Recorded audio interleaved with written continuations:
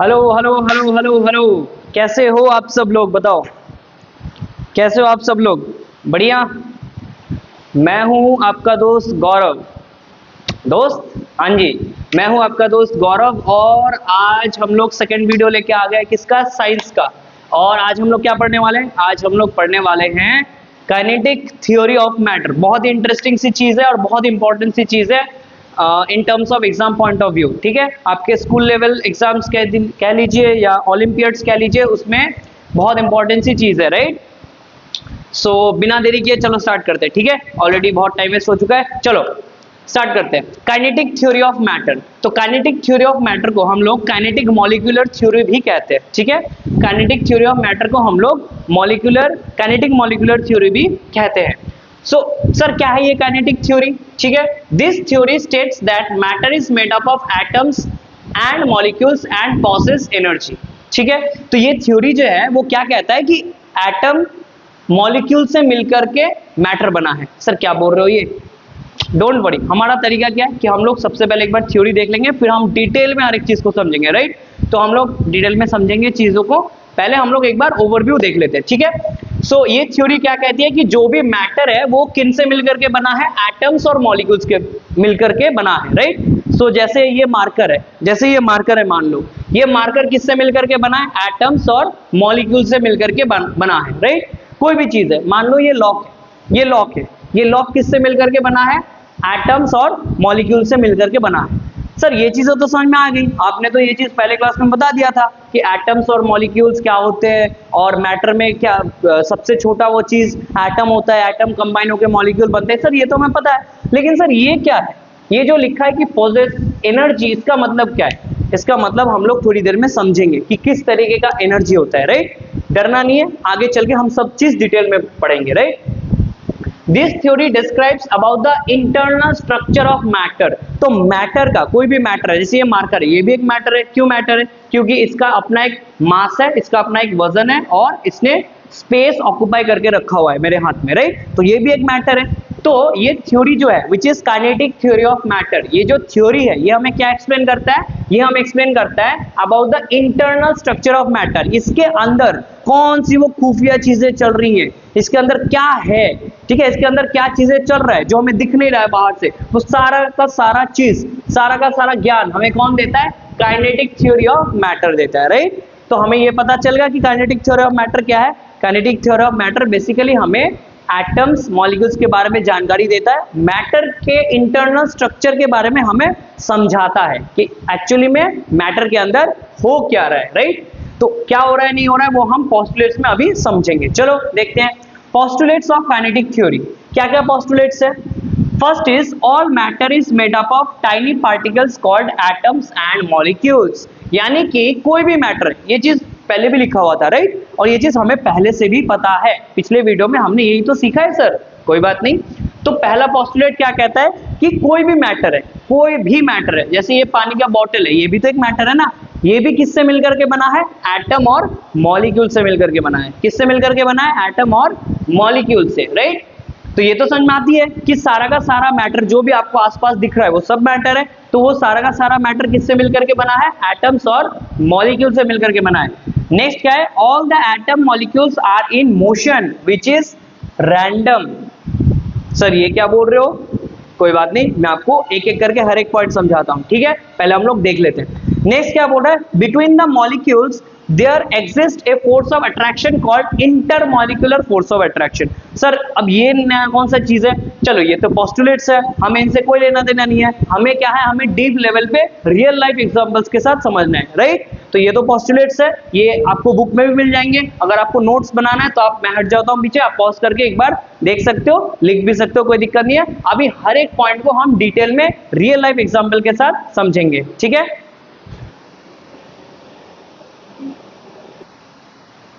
चलो अभी हम लोग समझते हैं सेकेंड नंबर पॉइंट को, ठीक है? मैंने ऊपर वाला पोर्शन रब कर दिया है, ठीक है?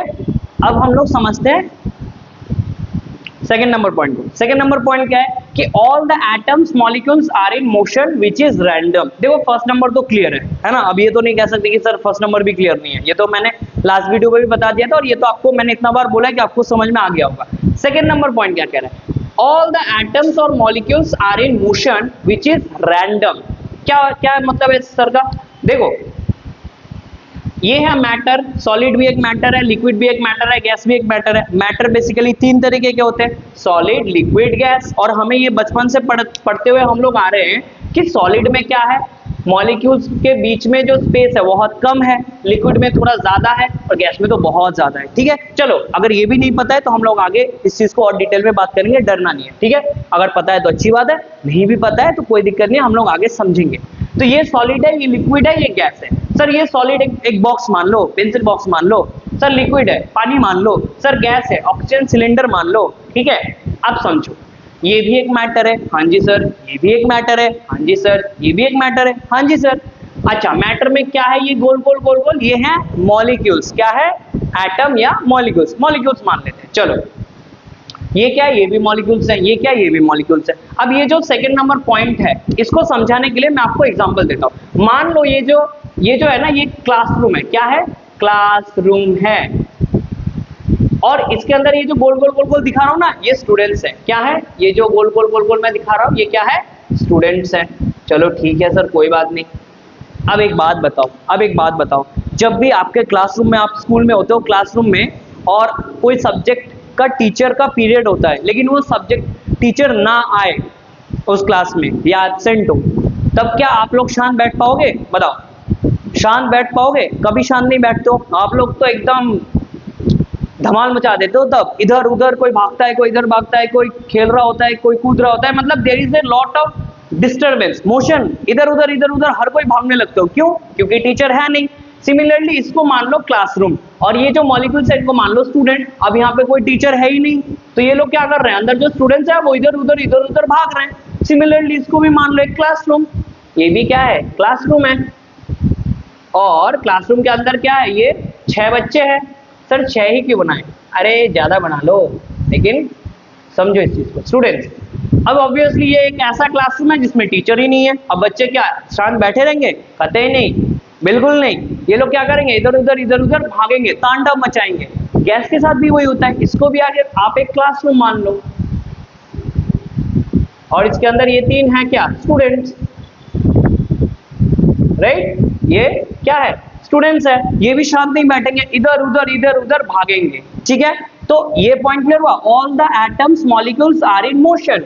तो ये जो एटम मॉलिक्यूल जिनको मैं स्टूडेंट बोल रहा हूं, ये भाग रहे हैं, टीचर नहीं है ना। सिमिलरली ये जो सॉलिड है, इसको क्लासरूम मान लो, इसके अंदर क्या है? मॉलिक्यूल्स है, उनको स्टूडेंट्स मान लो। अब उसमें भी टीचर नहीं है। ठीक है, टीचर नहीं है तो वो क्या कर रहे हैं? भाग रहे हैं इधर उधर। ये भी भाग रहा है इधर उधर, इसमें भी स्टूडेंट्स भाग रहे हैं इधर उधर। तो ये तो समझ में आ गया, are in motion which is random. Sir इसका क्या मतलब है? रैंडम का क्या मतलब है?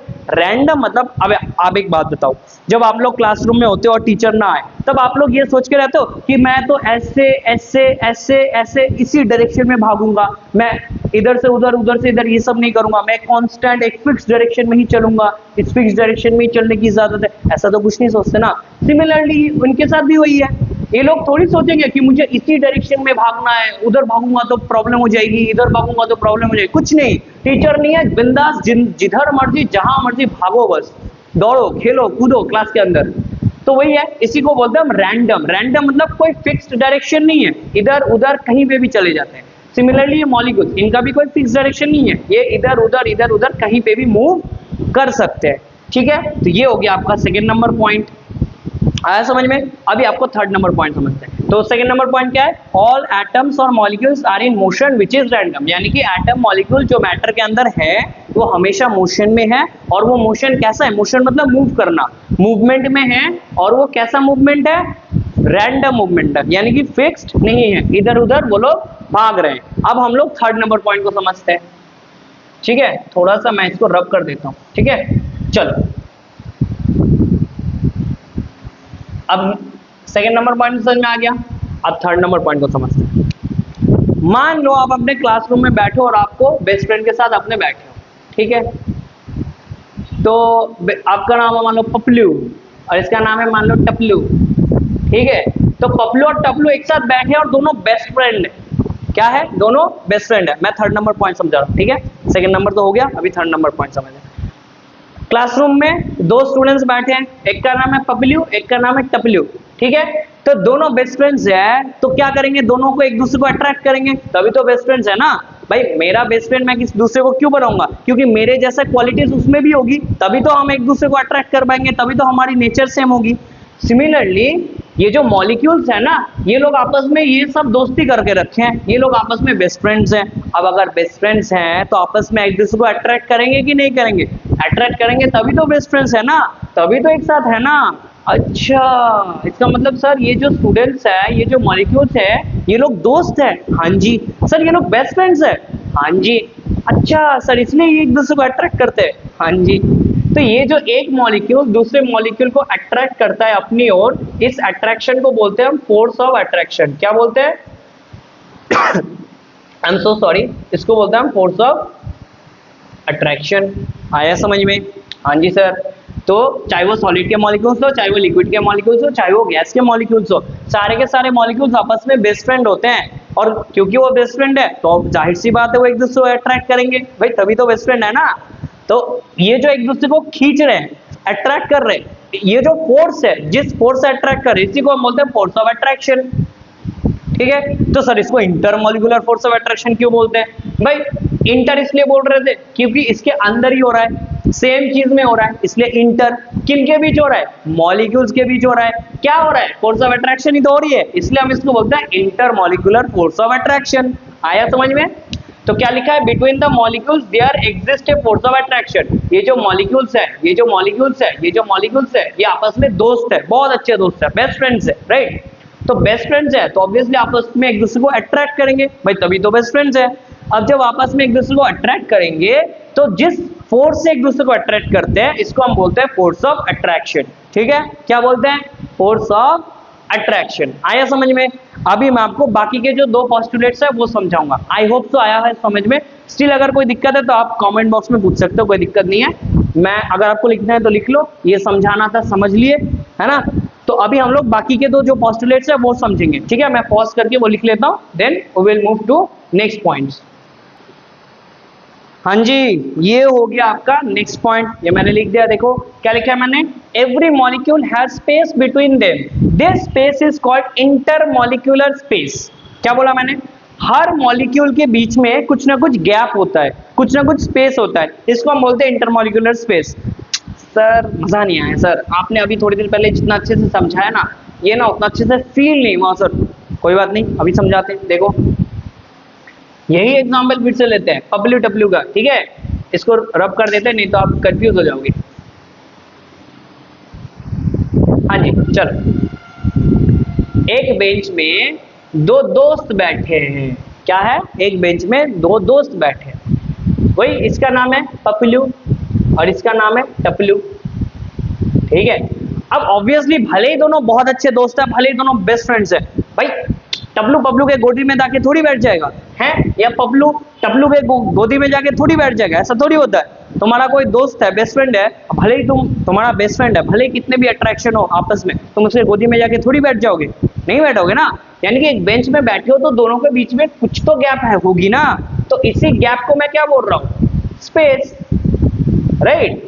और इस अब पपलू को मैंने मान लो मॉलिक्यूल बुलाया कि अब पपलू मेरा मन कर रहा है, पपलू मैं तुझे पपलू ना बुलाऊं, मॉलिक्यूल बुलाऊं। और मैं टपलू को भी बोल रहा हूँ, टपलू मैं तुझे भी मॉलिक्यूल बुलाऊंगा। कोई बात नहीं सर, बुलाओ। अब दो मॉलिक्यूल के बीच का जो गैप है, जो दो दोस्त के बीच का जो गैप है, दो स्टूडेंट्स के बीच का जो गैप है, उसको मैं बोलता हूँ स्पेस। अब इन्हीं को मैंने मॉलिक्यूल बोला, इन्हीं को मैंने मॉलिक्यूल नाम दिया। तो दो मॉलिक्यूल्स के बीच का जो स्पेस होगा, जो गैप होगा, उसी को हम क्या बोलते हैं? Intermolecular space. इंटर क्यों? क्योंकि एक ही चीज की बात हो रही है, एक ही मैटर की बात हो रही है। Intermolecular space. कितना आसान है सर? अच्छा, तो बहुत आसान है सर जी। हाँ जी, मैंने कब कहा कि ये मुश्किल है? तो क्या है? Every molecule has space between them, her molecule के बीच में स्पेस है, एक गैप है। उस गैप को या उस स्पेस को हम क्या बोलते हैं? इंटरमॉलिक्यूलर स्पेस बोलते हैं। ठीक है, एक लास्ट पॉइंट रह गया है, आपको लिखना है तो लिख सकते हो, नहीं तो मैं फिर रब करके वो लिखता हूं। हाँ जी देखो,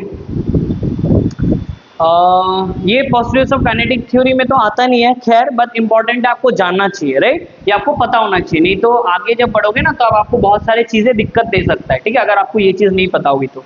क्या सर? सर यहाँ पे लिखा है कि since molecules are in motion they possess kinetic energy. क्या लिखा है? क्योंकि मॉलिक्यूल्स किस में है? मोशन में। जो मॉलिक्यूल्स है वो क्या कर रहे हैं? मूव कर रहे हैं। क्या कर रहे हैं? मूव कर रहे हैं, तो उनमें क्या होगी? काइनेटिक एनर्जी होगी। सर ये काइनेटिक एनर्जी क्या है?